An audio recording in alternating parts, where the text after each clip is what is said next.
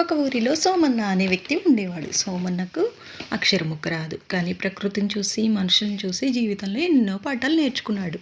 అదే ఊరికి రాజేష్ అనే యువకుడు నగరంలో పెద్ద చదువులు చదువుకుని ఇంజనీరింగ్ పూర్తి చేసి తిరిగి వచ్చాడు.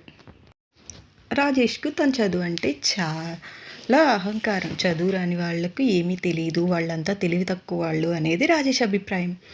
ఒకరోజు ఆ ఊరి గుండా ఒక పెద్ద వ్యాపారవేత్త తన ఖరీదైన కారులో ప్రయాణిస్తున్నాడు. దురదృష్టవశాత్తు ఊరి శివారులో ఉన్న ఒక లోతైన మలుపు వద్ద ఆ కారు టైరు ఒక పెద్ద గుంతలో దిగబడిపోయింది.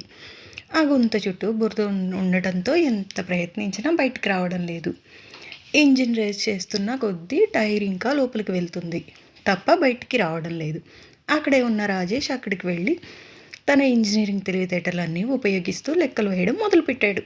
ఈ కారు బరువు ఇంత, గుంతలో తింత, ఘర్షణ తక్కువగా ఉంది కాబట్టి మనకు ఒక క్రేన్ కావాలి, లేదా కారుని వెనక నుంచి హైడ్రాలిక్ ప్రెషర్ ఉపయోగించి ఎత్తాలి అని ఇంగ్లీష్ ముక్కలు వాడుతూ పెద్ద పెద్ద సలహాలు ఇచ్చాడు. కానీ ఆ మారుమూల గ్రామంలో క్రేన్ ఎక్కడి నుండి వస్తుంది? గంటలు నడుస్తున్నా సమస్య పరిష్కారం కాలేదు. అదే ఊరిలో తన గొర్రెలను కాచుకుని తిరిగి వస్తున్న సోమన్న ఇది చూశాడు.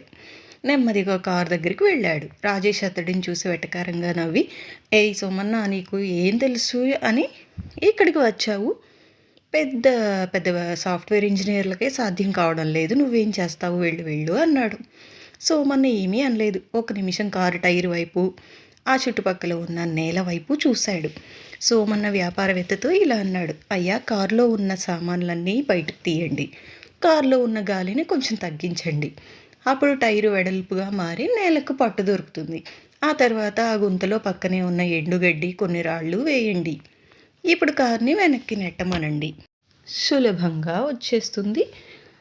రాజేష్ నవ్వుతూ, గాలి తీస్తే కారు ఎలా వెళ్తుంది, పిచ్చి మాటలు చెప్పకు అన్నాడు. కానీ వేరే దారి లేక వ్యాపారవేత్త సోమన్న చెప్పినట్లే చేశాడు. గాలి కొంచెం తగ్గించి గడ్డి, రాళ్ళు అన్నీ వేసి అందరూ కలిసి ఒక తోపు తోశారు. అంతే, కారు గట్టే గుంతలో నుంచి బయటకు వచ్చేసింది. వ్యాపారవేత్త ఆశ్చర్యపోయి సోమన్న కృతజ్ఞతలు చెప్పి కొంత డబ్బు ఇవ్వబోయాడు. సోమన్న నవ్వుతూ, వద్దయ్యా, ఇది నాకు నా తాతలు నేర్పిన చిన్ననాటి లోక జ్ఞానం, అంతే, దీనికి డబ్బు వద్దు అని వెళ్ళిపోయాడు. రాజేష్ అక్కడ నిశ్చేష్టుడై నిలబడిపోయాడు. తను చదివిన పుస్తకాల్లో ఉన్న సూత్రాలు ఆ సమయంలో పనిచేయలేదు. కానీ సోమన్న చదవకపోయినా తన పరిశీలనతో, అనుభవంతో సమస్యను చిటికెలో పరిష్కరించేశాడు. చదువు మనిషికి సంస్కారాన్ని, జ్ఞానాన్ని ఇవ్వాలి కానీ అహంకారాన్ని కాదు. పుస్తకాల్లో ఉండేది కేవలం సమాచారం మాత్రమే. కానీ నిజమైన తెలివితేటలు అనేవి మన చుట్టూ ఉన్న ప్రపంచాన్ని గమనించడం ద్వారా, అనుభవం ద్వారా వస్తాయి. చదువుకున్న వారు ఎప్పుడూ చదువులేని వారిని తక్కువ చేసి చూడకూడదు. ఎందుకంటే జీవితం అనే బడిలో వాళ్ళు మనకంటే పెద్ద డిగ్రీలు పొంది ఉండవచ్చు.